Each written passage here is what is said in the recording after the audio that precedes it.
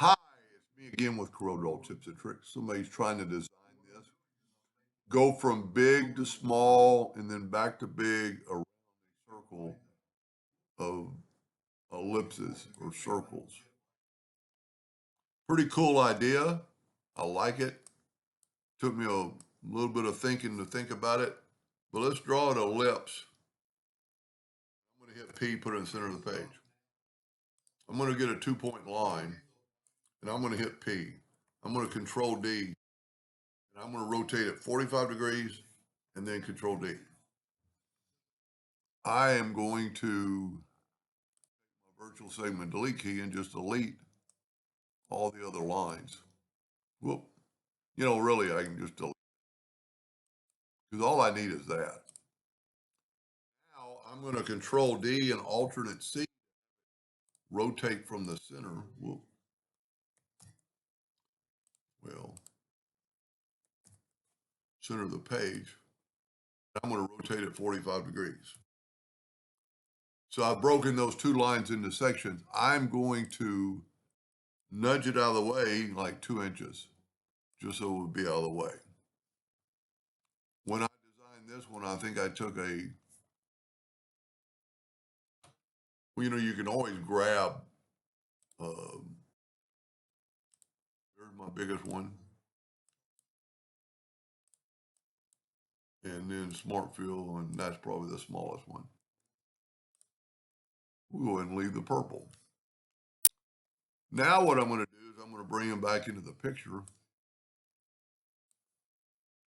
And I'm going to make a duplicate of it over here.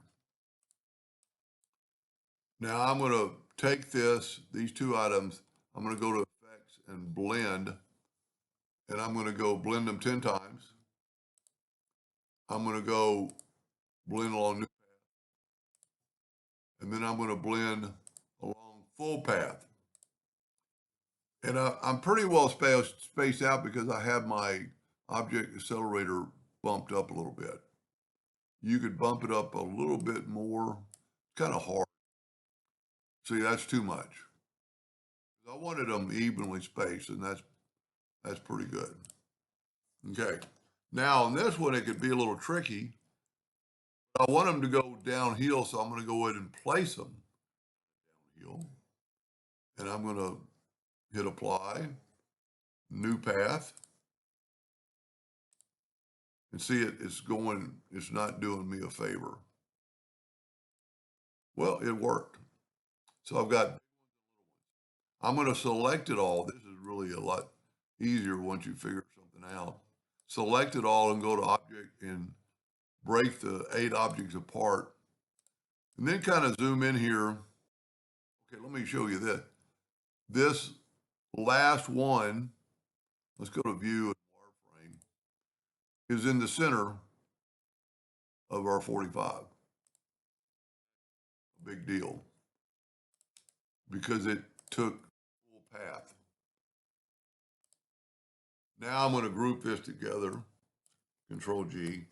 And if you remember, I nudged this one so I can right back over. Look at that. It's just on top of it. Now you could actually probably take one of those out, because there's 2 circles on top of each other, but I don't really think it matters. Control G to group it, Control D to duplicate it, alternate C to have it rotate from the center of the page again and rotate it 90 degrees. Now the little ones are touching the little ones and the big ones are touching the big ones.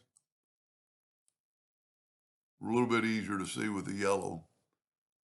Look kind of complicated, but once you think about blend and full path and you're blending to the edge of the full path, they're going to meet and just kind of prove our theory.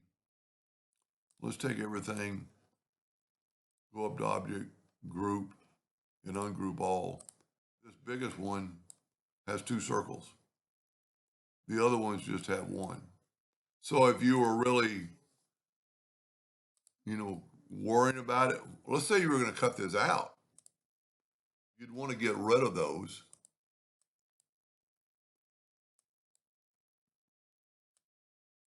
I'm I'm not sure what he's doing with it.